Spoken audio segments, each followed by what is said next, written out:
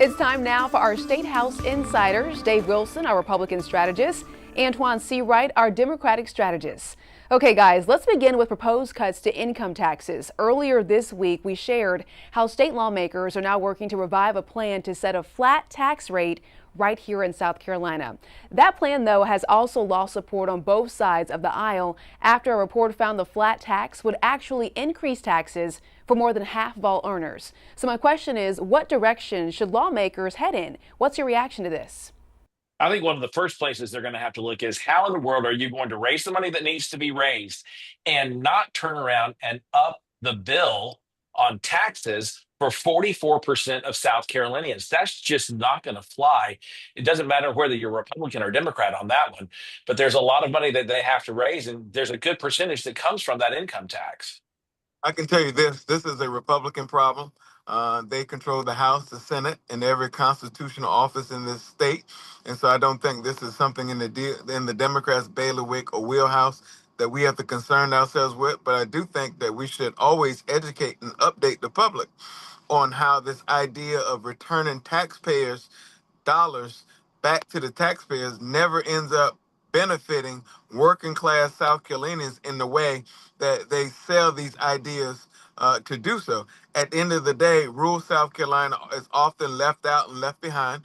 There are people forget about trying to make ends meet. There are people in South Carolina putting two ends together, hoping they meet. We have a revenue problem. Republicans have an obligation and an opportunity to do something about it. And quite frankly, if Democrats are not at the table in this, they can't be serious, because anything to generate revenue and doing things to benefit South Carolina should always be done in a bipartisan manner, not ram jam down the throats of South Carolinians, and middle class working South Carolinians end up paying for it. And that's what happened, though, in the South Carolina House Ways and Means Committee. I mean, it's not like it's a Republican only committee. The Democrats did have input, and it has changed the attitude that some Republicans have had on what to do with this flat tax. It was a big push by the speaker and leadership, but there have been folks who've come back and said, wait a minute, I don't know if we should be doing this right now. I get nervous when Republicans in South Carolina start talking about cutting taxes and returning money to the taxpayer, because quite frankly, the people who need those benefits, very rarely do they benefit from returning dollars to the taxpayers conversation. Well, let me ask you about another headline this week. After a $1.8 billion accounting error, our state treasurer, Curtis Loftus, could be removed from office. Just this week, there was a nearly 10-hour hearing during which state senators approved a resolution to go ahead and remove Loftus from office. So that decision is now moving to the House. But what are your takeaways from all of this happening this week?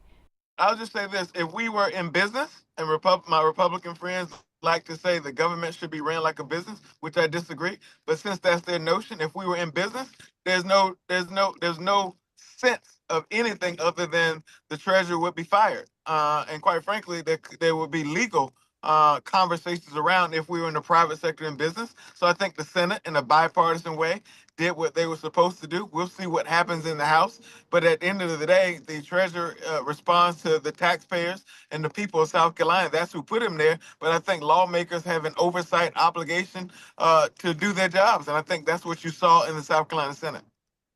I think you heard Republicans and Democrats in that Senate hearing basically telling the treasurer, Curtis Loftus, if you had come to us earlier, if you had made us aware that there was an accounting issue that needed to be dealt with, or approached them differently, it would have been a completely different thing. And they probably would not have had that hearing on Monday, Erica. But here's the thing about it.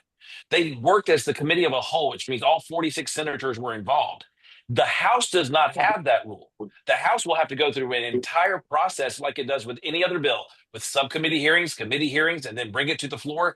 And that right there is something that I don't know that the House has the stomach to do, or to stomach to do after they get back for the second half of legislative session in January, with an election just months after that. So Eric and Dave, what I'm so shocked about is that the treasurer has yet to apologize to the South Carolinians about these actions. Somewhere in our southernness, Dave, when we're wrong and we've identified being wrong, we tend to apologize because that's the right thing to do. I'm actually quite surprised and disappointed that the treasurer has not apologized to the people of South Carolina for this error, because clearly this falls square on his shoulders. And this is not personal to him. I think it's just the reality of the end of the day. Well, Antoine and Dave, thank you both for your time. We appreciate your perspective as always. Much more to come after this quick break, so stay with us.